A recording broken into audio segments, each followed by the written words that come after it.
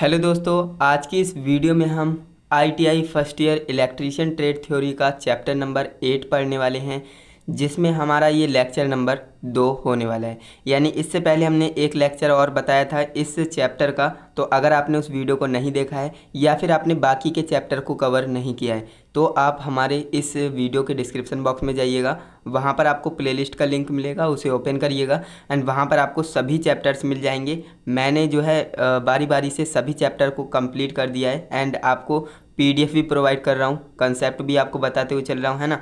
पूरे लेक्चर्स आपको अवेलेबल हैं। अगर आपने नहीं पढ़ा है तो आप हर एक वीडियो को ध्यान से समझिए एंड अपने नोट्स को बनाइए, जिससे कि आप अपने एग्ज़ाम की बेहतर तैयारी कर पाएँ।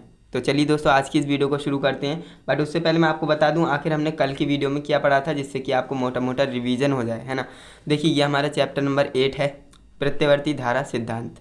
और इसमें जो हमने कल पढ़ा था विद्युत धारा के प्रकार, यानी जो इलेक्ट्रिक करंट होता है उसके टाइप्स कितने होते हैं, ये मैंने आपको बताया था। और दोनों के बारे में मैंने आपको अच्छे से एक्सप्लेन किया था कि एसी क्या होता है, डीसी क्या होता है, वो मैंने आपको अच्छे से समझा दिया था। एंड इसके बाद हमने पढ़ा था कि जो प्रत्यावर्ती धारा होता है यानी एसी करंट होता है, इसके क्या क्या बेनिफिट्स होते हैं, है ना, क्या क्या हमें लाभ देखने को मिलते हैं और क्या क्या इसके अवगुण होते हैं, यानी क्या क्या इसके दोष होते हैं, वो सारी चीज़ें मैंने आपको बताई। एंड इसके बाद मैंने आपको बताया ये 2 डायग्राम आपको बनानी है एंड मुझे उम्मीद है ये 2 डायग्राम भी आपने बना लिए होंगे, है ना। तो चलिए आज की इस वीडियो को हम क्या करते हैं, शुरू करते हैं। एंड आज की इस वीडियो का हमारा टॉपिक रहने वाला है साइन वेव, आवृत्ति, है ना, और साइकिल के बारे में जानेंगे, समय अंतराल के बारे में जानेंगे और 2 डायग्राम हम आपको एक्सप्लेन करेंगे। तो काफ़ी ज़्यादा मज़ा आने वाला है इस वीडियो में एंड तक बने रहिएगा, जिससे कि आपको सारी चीज़ें अच्छे से समझ में आ पाएँ। तो ये हमारा लेक्चर नंबर 2 है, याद रखिएगा। तो चलिए हम वीडियो शुरू करते हैं। तो साइन वेव, है ना, साइन वेव आखिर क्या होती है, आपने पढ़ा होगा sine cos tan cot sec cosec, है ना। तो सॉरी, तो वही वाली साइन वेव की बात हो रही है ना। तो साइन वेव, अब देखिए साइन वेव होता क्या है, प्रत्यावर्ती धारा अथवा वोल्टेज के फेज कोणों के साइन वेव का समय अक्ष पर तैयार की गई तरंग। क्या बोला मैंने, एक बार दोबारा पढ़ते हैं। देखिए, प्रत्यावर्ती धारा के बारे में आप जानते हो क्या होता है, अल्टरनेटिंग करंट, है ना, अथवा वोल्टेज के फेज कोणों के साइन वेव। अब देखिए, वोल्टेज और धारा के फेज कोण की बात हो रही है, फेज कोणों के साइन वेव का समय अक्ष पर तैयार की गई तरंग। अब देखिए, ये क्या होती है, एक तरंग होती है और ये इसे हम क्या कर रहे हैं, तैयार कर रहे हैं किसके, फेज कोणों के साइन वेव पर, है ना।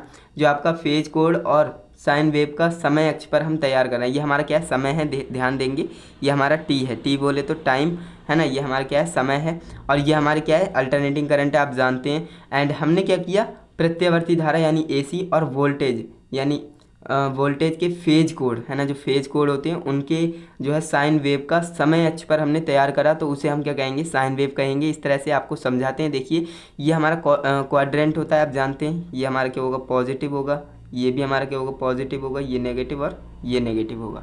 अब यहाँ पर हुआ क्या, ये 0 से चलना स्टार्ट किया एंड यहाँ पर जो है इसकी वैल्यू सबसे ज़्यादा हाईएस्ट हो गई एंड इसके बाद ये घटना शुरू किया एंड यहाँ पर ये फिर 0 हो गई एंड फिर यहाँ पर ये घटना शुरू हुई तो ये माइनस में चली गई, माइनस में सबसे ज़्यादा होकर ये फिर 0 हो गई, है ना। इस तरह से जो है ये क्या करता है, एसी करंट हमारा चलता है। अब यहाँ पर आप ध्यान देंगे तो यहाँ पर मैंने कुछ कोण बनाए हैं जो कि हमने बोला है फेज कोणों के साइन वेव का समय अक्ष पर। अब देखिए, ये हमारा फेज कोण कहलाएगा। तो फेज कोण जो है यहाँ पर 30 डिग्री है, यहाँ पर आगे यहाँ पर देखेंगे तो यहाँ पर ये 60 डिग्री हो गया, यहाँ पर, है ना, यहाँ पर ये 180 हो गया। तो इस तरह से जो है फेज कोणों को हमने जो है समय अक्ष पर तैयार किया और इस तरह की वेव फॉर्म को हम क्या कहेंगे, साइन वेव कहेंगे। मुझे उम्मीद है आपको समझ में आया होगा एंड कोई डाउट है तो आप कमेंट ज़रूर कीजिएगा। बाकी ये ज़्यादा बड़ी बात नहीं थी समझाना, आपको समझ में भी आ गया होगा। एंड इसके बाद हम आगे बढ़ते हैं। तो देखिए, आगे हमारा टॉपिक है आवृत्ति, है ना, फ्रीक्वेंसी। अब आवृत्ति की बात करें, फ्रीक्वेंसी की बात करें तो यहाँ पर हमने लिख रखा है प्रत्यावर्ती धारा अथवा अन्य किसी प्रत्यावर्ती राशि, है ना, प्रत्यावर्ती धारा यानी एसी करंट तथा अन्य किसी प्रत्यावर्ती राशि द्वारा 1 सेकेंड में पूर्ण किए गए चक्करों की संख्या को हम क्या कहते हैं, आवृत्ति कहते हैं। समझ में आया, बिल्कुल आया होगा, ये तो आपने क्लास 10th में भी पढ़ रखा होगा। देखिए, प्रत्यावर्ती धारा और किसी अन्य प्रत्यावर्ती राशि द्वारा 1 सेकेंड में, 1 सेकेंड की बात हो रही है, 1 सेकेंड में पूर्ण किए गए चक्करों की संख्या, जितने भी चक्कर लगाएगा उनकी जो है संख्याओं को हम काउंट कर लेंगे तो उसको क्या कहेंगे, आवृत्ति कहेंगे।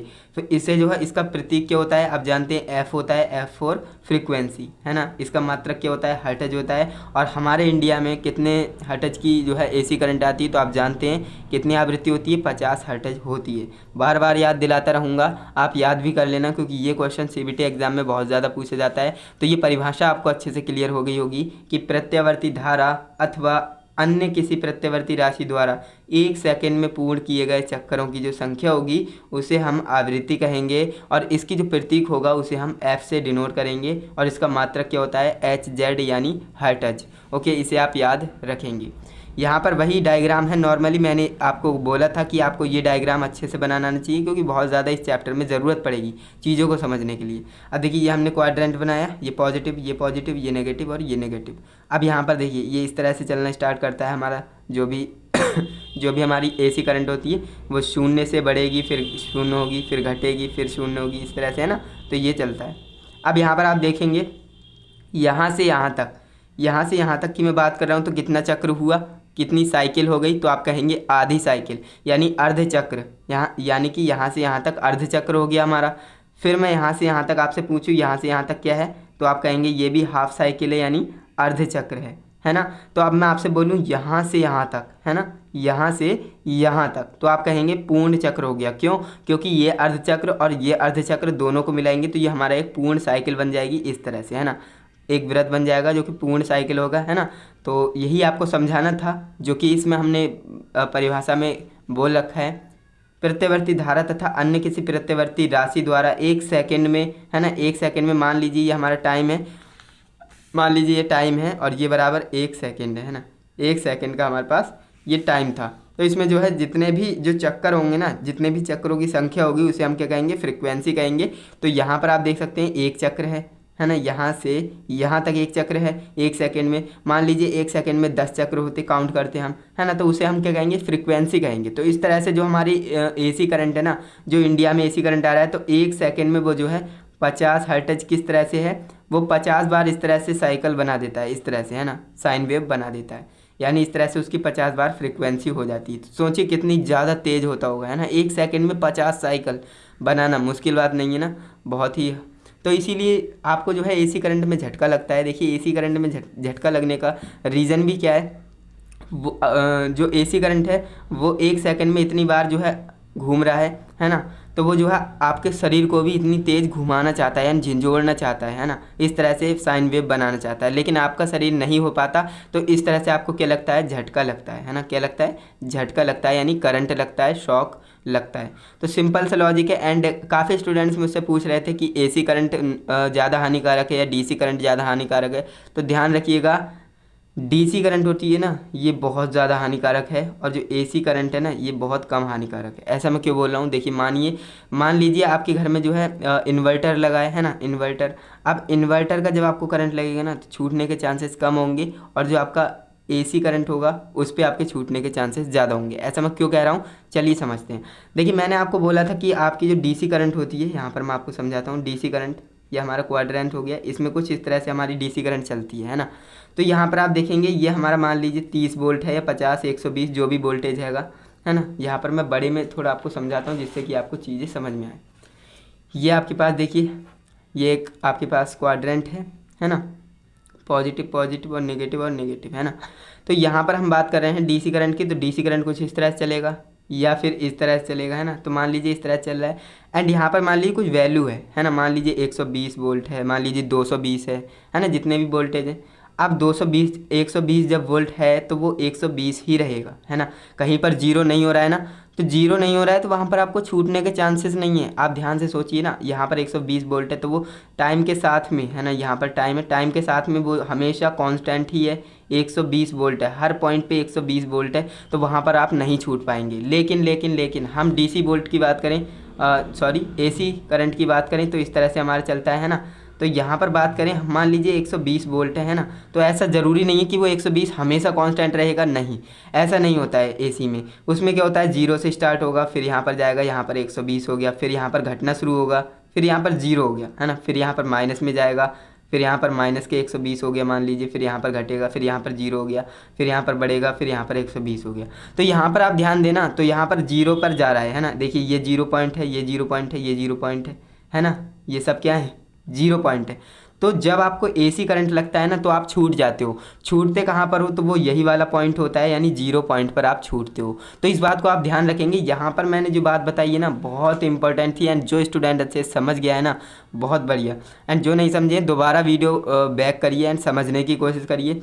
अगर आपसे कोई पूछता है AC करंट हानिकारक है या DC करंट हानिकारक है, तो आप DC तो बताएंगे, साथ में उसका कंक्लूजन बताएंगे कि ऐसा क्यों है ना। अब मान लीजिए आपने किसी से पूछा AC करंट नुकसानदायक ज़्यादा है या DC करंट ज़्यादा हानिकारक है, तो वो तुक्का मार के कोई भी बता सकता है, लेकिन आप उससे रीज़न पूछेंगे कि ऐसा क्यों, तो वो शायद ना बता पाए। आपने ये चीज़ सीख ली तो आप इजीली किसी को भी एक्सप्लेन कर पाएंगे कि हमारा जो DC करंट होता है वो कभी 0 नहीं होता है, शून्य पर नहीं जाता है, इस वजह से हम उसे छूटने के चांसेस बहुत कम होते हैं। इसलिए जो है DC करंट लगता है ना तो डेथ भी हो जाती है ना। तो इस बात को आप ध्यान रखेंगे। एंड जो AC करंट होता है ना वो 0 भी होता है। देखिए काफ़ी सारे पॉइंट्स पे 0 होगा, क्यों, क्योंकि हमारी इंडिया में 50 हर्ट्ज जा रही लाइन है ना, 50 हर्ट्ज, तो 50 बार वो 0 पर जाएगा है ना, 50 बार 0 पर जाएगा और ज़्यादा ही बार जाएगा।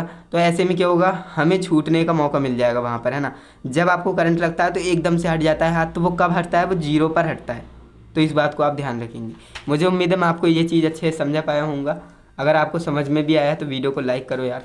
एंड यहाँ पर आप देखिए अब हम बात कर लेते हैं आवृत्ति की, है ना। आवृत्ति के बारे में आपको समझ में आ गया, बिल्कुल आ गया। एंड जो आपका डाउट था वो भी मैंने आपको क्लियर कर दिया। तो ये सारी चीज़ें आपको समझ में आई, बिल्कुल आई होंगी।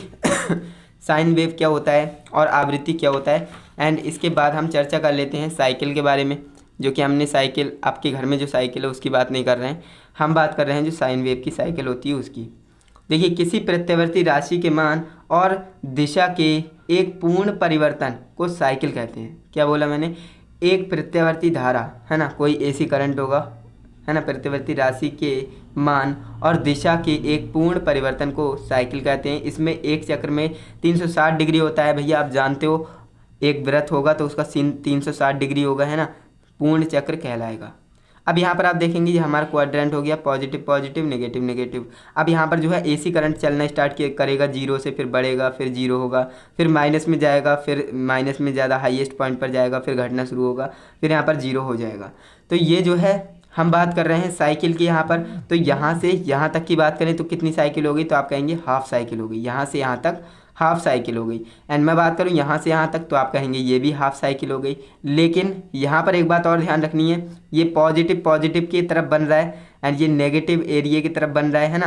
तो यहाँ पर ये अर्धचक्र तो होगा लेकिन धनात्मक अर्धचक्र होगा।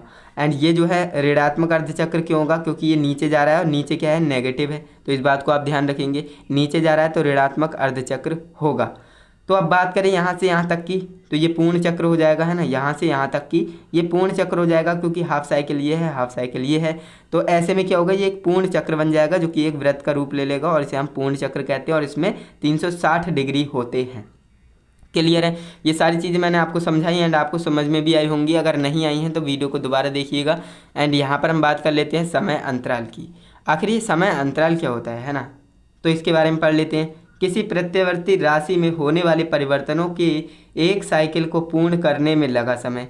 अब देखिए कोई प्रत्यावर्ती राशि होगी है ना, उसमें जो है होने वाले परिवर्तन, जो भी उसमें परिवर्तन होंगे, एक साइकिल को पूर्ण करने में लगा समय टाइम के सापेक्ष है ना। इसका जो है मात्रक S तथा प्रतीक T होता है, यानी इसका मात्रक S फॉर सेकेंड। जो आवृत्ति है उसे हम, यानी समय अंतराल है उसे हम सेकेंड में मापते हैं एंड प्रतीक T होता है। तो इसे आप याद रखेंगे, समय अंतराल है ना। इससे डायग्राम के थ्रू समझते हैं। यह आवृत्ति का विलोम यानी उल्टा होता है। जो आपकी आवृत्ति होती है, फ्रिक्वेंसी होती है, उसका जो है ये विलोम होता है। अब देखिए इसमें जो हमने ग्राफ बनाया एंड यहाँ पर जो है साइन वेव हमने चलाई। अब यहाँ पर हमसे बोल रहा है कि प्रत्यावर्ती राशि है ना, कोई किसी भी प्रत्यावर्ती राशि में होने वाले परिवर्तन के एक साइकिल के पूर्ण होने में लगा समय। अब देखिए ये एक साइकिल है, यहाँ से यहाँ तक कुछ समय भी लगा होगा है ना, टाइम लगा होगा। तो ये जो समय लगा है ना उसको हम क्या कहेंगे, लगा समय। ये हमारा क्या कहलाएगा, समय अंतराल कहलाएगा। तो इसे आप ध्यान रखेंगे।